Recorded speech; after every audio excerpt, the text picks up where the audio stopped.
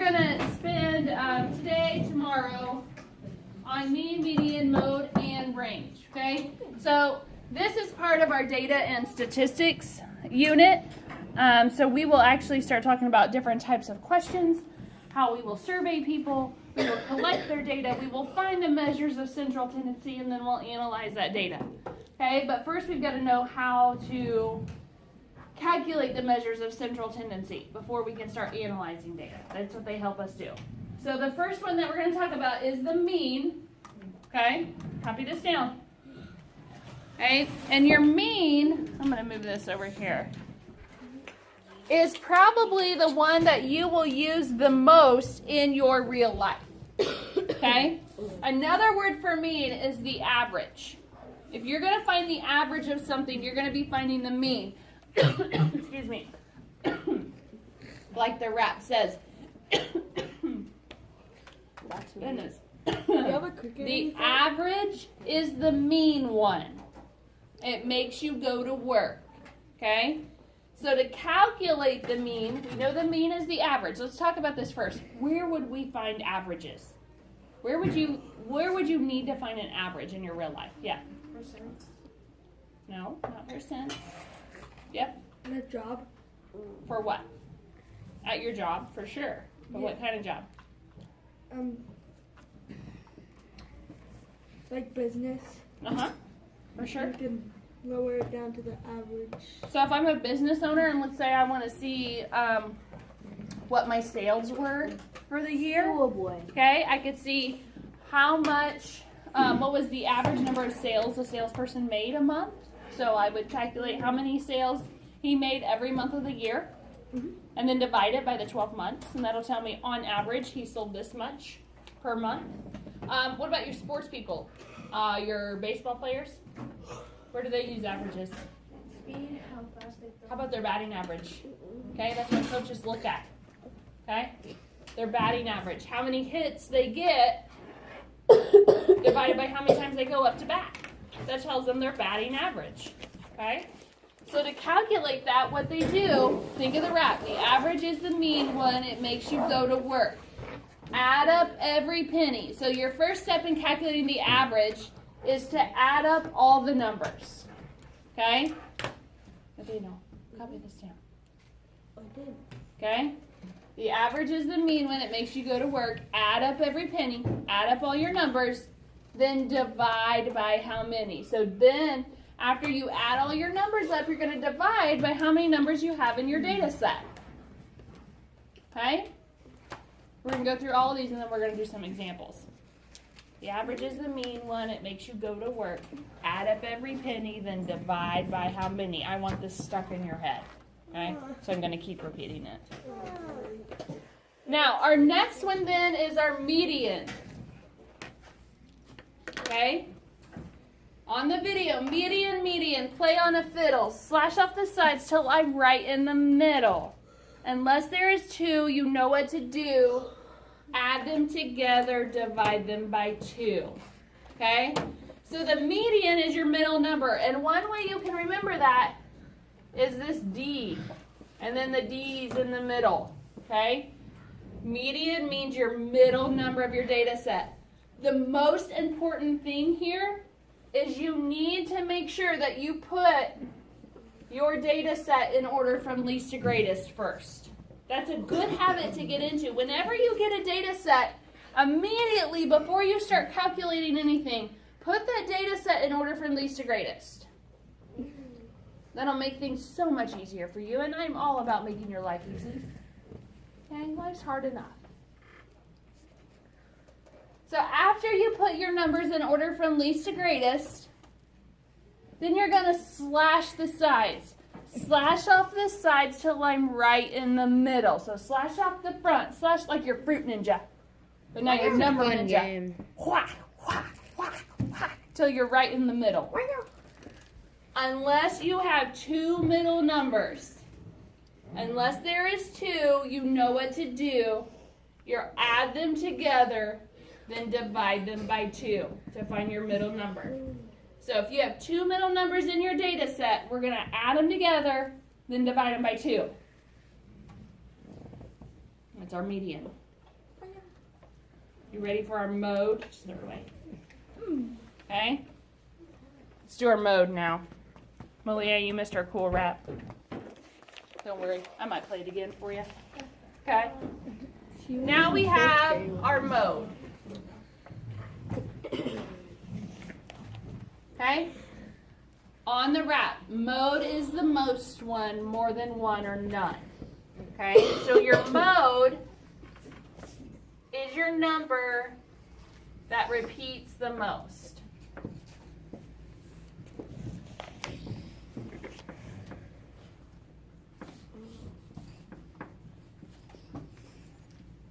Okay? Your mode is the number that repeats the most. Yes? Yep, mode and most. Mode is the most one. Yep, you're right. Okay, you got your MO for mode and MO for most. Okay? But what if I have a number that repeats, what if I have two numbers and they both repeat 3 times? It's still the mode. They're still the mode. You can have more than one number. Okay?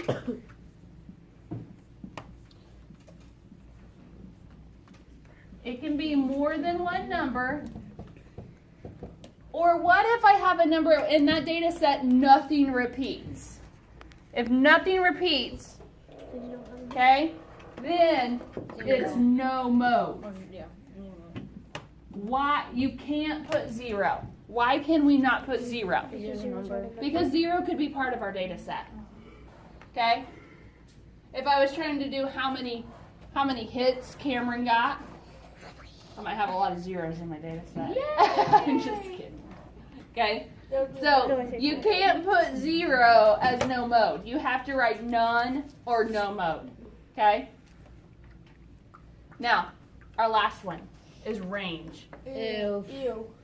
Home, home on the range. That one I'd rather Where forget. subtraction is our favorite game. Okay? The range, Or like addition. you are going to subtract the biggest number. I'm going to use the hashtag symbol. The biggest number from the smallest.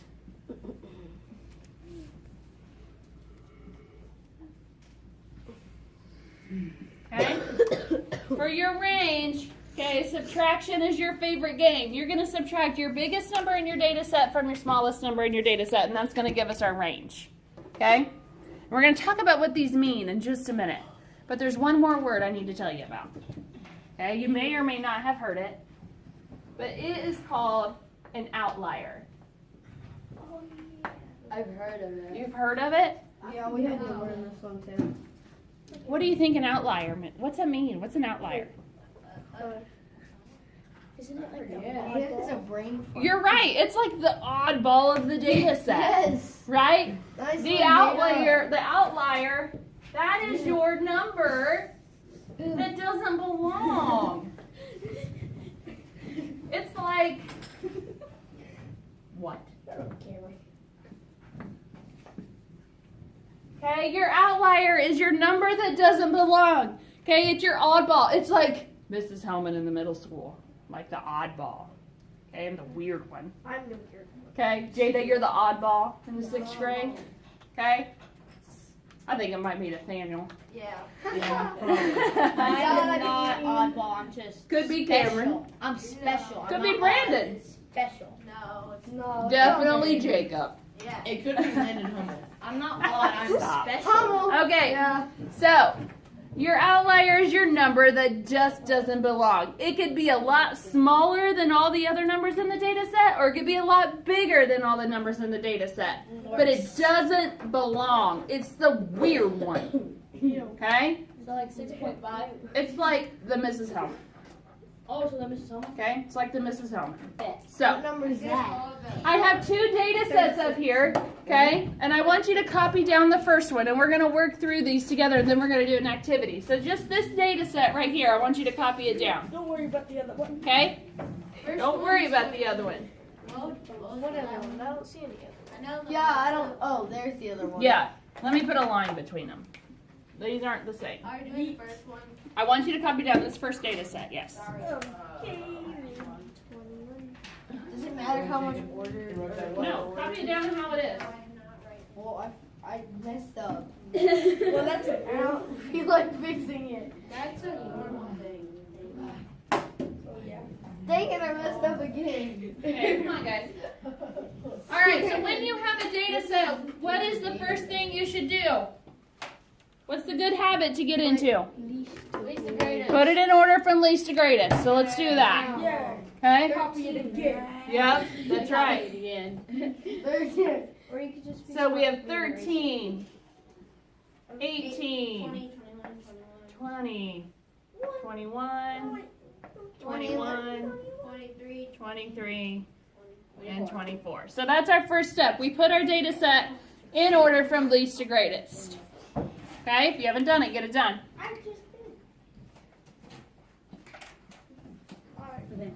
Okay? Then, after we have it in order from least to greatest, we're going to start calculating. Let's find our average first, our mean. And you can use a calculator.